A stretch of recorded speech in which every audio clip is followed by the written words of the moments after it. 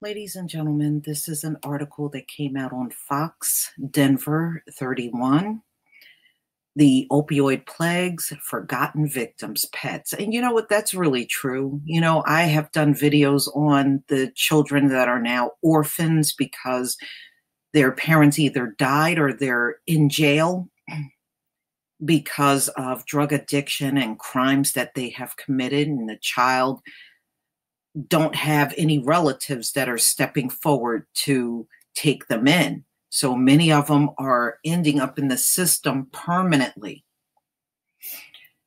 And you got to think about it. Many of these folks, although they are strung out on drugs, they also have pets. So we're going to go ahead and listen to this video. Opioid addiction is rampant across the country, costing over 100 lives each day in America and $75 billion in related economic burden. But what about opioids and our pets? So Dr. John DeYoung, president of the American Veterinary Association, joins us live from the floor of the AVMA annual convention here in Denver. Welcome to the show, Doctor. Thank you very much. So glad to be here. Thanks for the hospitality of all the Denver citizens, making us feel welcome and having a wonderful time. I've been here for a week and loving Denver. We were here 4 years ago and happy to be back at the convention center and all the great venues here in the city. That's so great to hear. So tell us, how are veterinarians and physicians, how do they differ when it comes to prescribing and giving opioids to patients? So there's not much of a difference as far as how things go, how physicians and veterinarians go about prescribing the use of medications in general. The big difference is that veterinarians rarely prescribe opiates on an outpatient basis for our patients. And the reasons are twofold, really. Their pain thresholds are much, much higher than people. People get a paper cut and they want disability and they want major pain control. Animals aren't like that, luckily. And so the only times that we typically use opiates, at least, for example, in my practice, is intraoperatively. If an animal's having an orthopedic procedure or came in having sustained trauma, that really leads to a lot of pain for the animal. And so as a result, we use it very judiciously, very responsibly.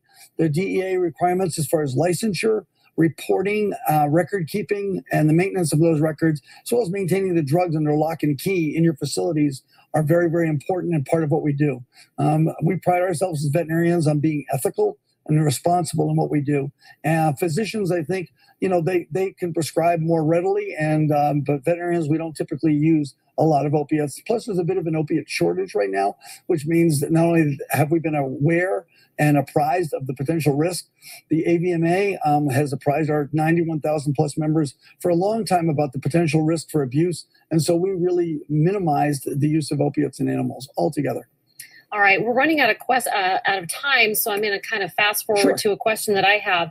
You know, what if a pet gets into a person's opioid, container? What if that happens? Great question. So if the animal gets into a person's opiates that have been prescribed by their physician or any other medication, antibiotics, cardiac drugs, what have you, and you sense that they either A, ingested the drug, or B, got a hold of it, C, don't know where that medication is, or if they're showing any kind of signs that make them look unusual, contact your veterinarian. If your veterinarian is not available, an emergency medical veterinary center somewhere nearby can help you. There's national pet poison hotlines that are available to the public, and the AVMA website, avma.org. Although, you know, call in and get your animal in for care, because the dosing of drugs is different. Some drugs are appropriate for animals that are not for people, and vice versa. So you got to be careful. Get in to see your veterinarians. We're well educated and trained in all the possibilities among different species. And by all means, if your animal, you suspect ingestion, contact your veterinarian. Awesome. Thank you so much, Doctor. We do appreciate your time today. Thank you. Thank you, Denver. Well, guys, are you feeling lucky? Find out how you can see the newest Tom Cruise movie before it. Oh, wow. Tom Cruise, old ass, is still doing movies.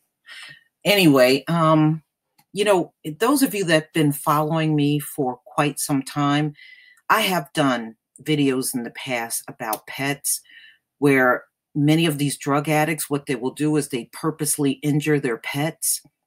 And because the same kind of opioids that are given to humans are also given to your pets. It's really not different at all.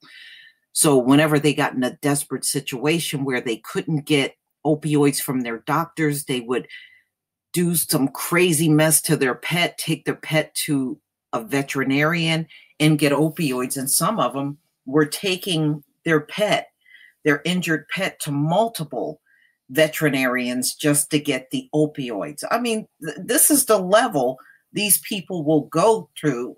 You know, I would think that when they arrest a lot of these people for, you know, their drug addiction and their crimes, you would think they would automatically take these pets. They really should. I to be honest with you, I wouldn't trust no junkie with a pet.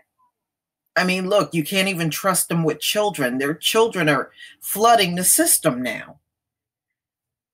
But please tell me what you think. Please leave your comment and subscribe. Don't forget to hit on the notification bell.